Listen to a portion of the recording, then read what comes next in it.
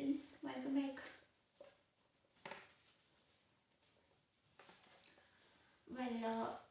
Next हमारा topic है that is parthenogenesis, and that's the last topic of our first chapter, that is reproduction in organisms.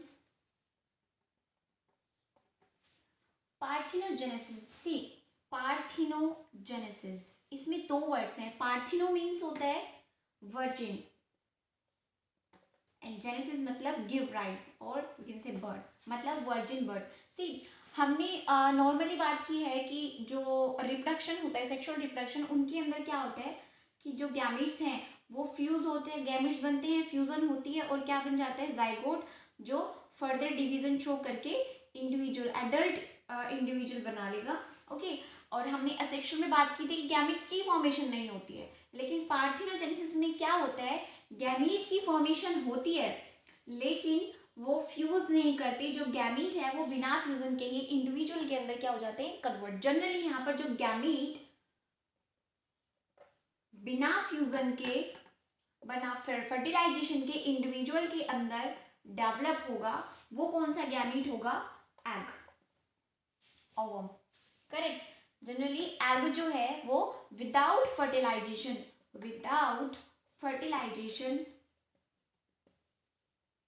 give rise to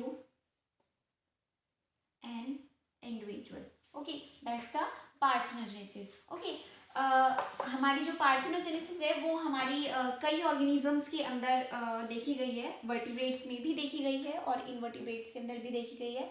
invertebrates में जैसे हमारे कई rotifers हैं, कई आर्थ्रोपॉड्स हैं, कई इंसेक्ट्स हैं जिनके अंदर हमें पार्थिनोजेनेसिस नेचुरली देखने को मिल जाती है. वर्टिब्रेट्स के अंदर कुछ टर्कीज बर्ड्स हो गए और एक दो लिजर्ड्स हैं, और इसके अलावा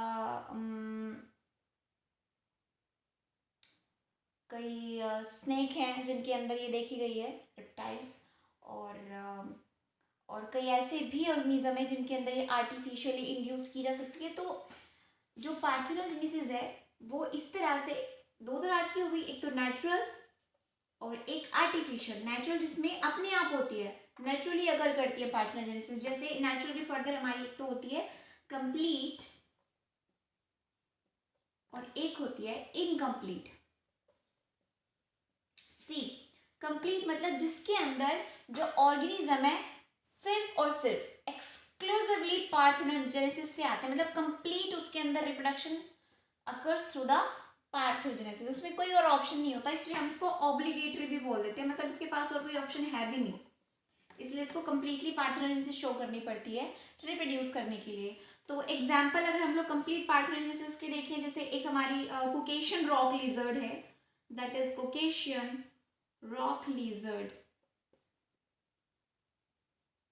इसका साइंटिफिक नेम है लेजर्टा सेक्सिकोला. सी अगर आप लोगों से ये नाम याद नहीं हो रहा है तो आप कोकेशियन रॉक लिजर्ड याद रख सकते हो. ठीक है, एक और एग्जांपल है हमारा टिफलिना ब्राह्मीना.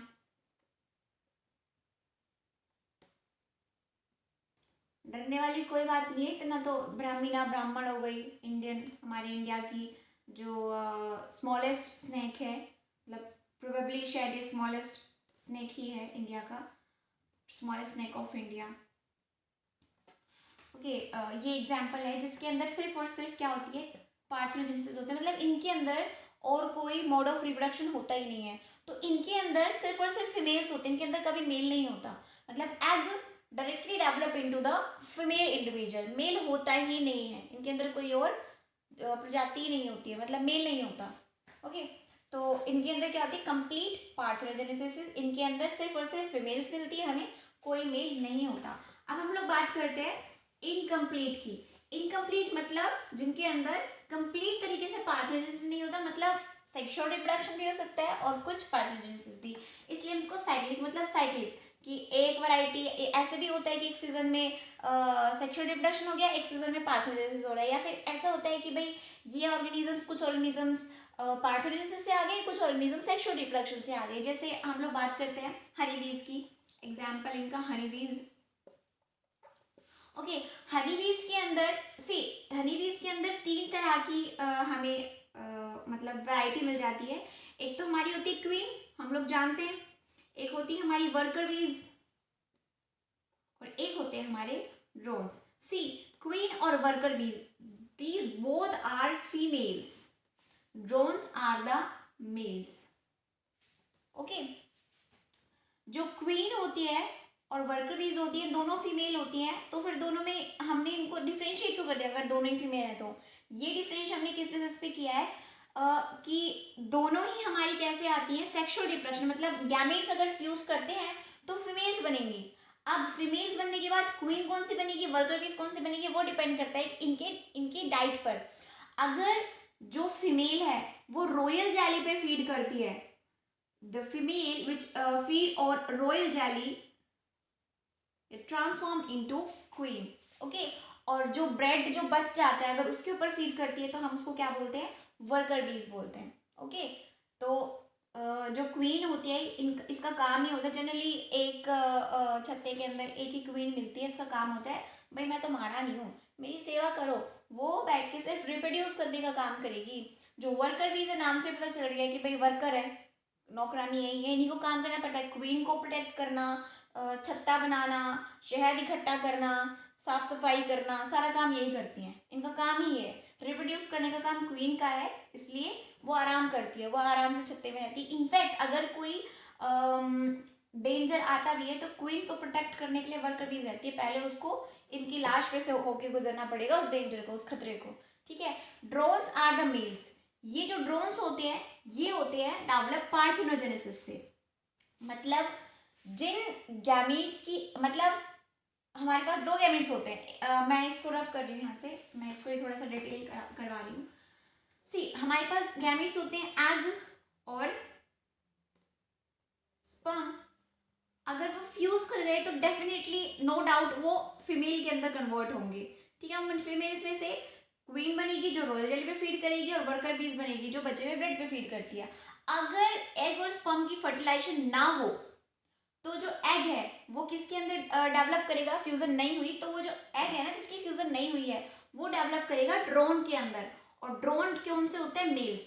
ठीक है, जनरली एक छत्ते के अंदर मेल्स भी एक दो ही मिलते हैं और इनका काम भी क्या होता है, रिप्रोडक्शन में रिप्रोड्यूस करवाने का काम करते हैं, क्योंकि भाई जो जो इतनी सारी फीमेल्स हैं उनके लिए स्पर्म भी तो बनाने हैं। ओके, सी तो इसका मतलब क्या है कि एग हमारा क्या है, गैमीट है, तो ये हैप्लॉइड कंडीशन में ड्रोन बन गया। तो जो हमारे जो मेल्स होते हैं हनी बीज के अंदर वो कैसे होते हैं, हैप्लॉइड होते हैं।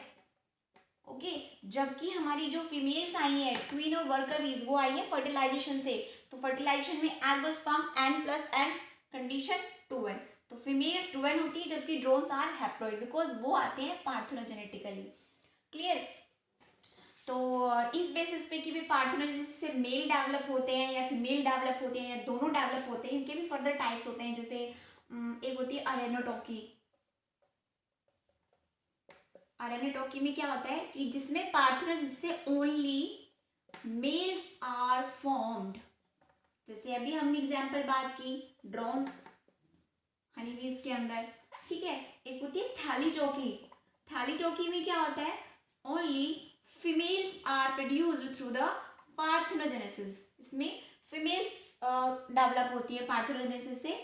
जैसे एग्जाम्पल हो गया हमारा, जैसे मैंने बताया था कंप्लीट पार्थेनोजेनेसिस लेजर्टा सेक्सिकोला मैकेना या फिर Caucasian rock lizard we can say, और दूसरा example smallest snake of India. Okay, एक हमारा होता है एम्फीटोकी।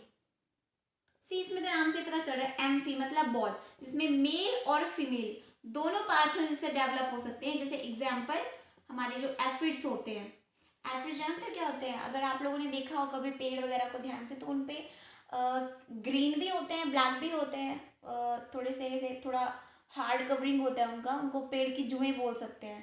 ठीक है, देखे होंगे मे बी अगर आप थोड़े बहुत प्लांट्स के कंटेंट में रहते हो। वेल अगर आप लोगों ने मेडिकल साइड ले ही लिया है तो थोड़ा सा आपने आसपास जो लिविंग ऑर्गेनिजम्स हैं आप उनको ऑब्जर्व कर सकते हो, आपको काफ़ी कुछ इंटरेस्टिंग देखने को ऑब्जर्व करने को मिलेगा प्रैक्टिकली।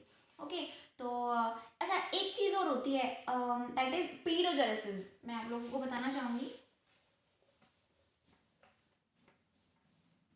सी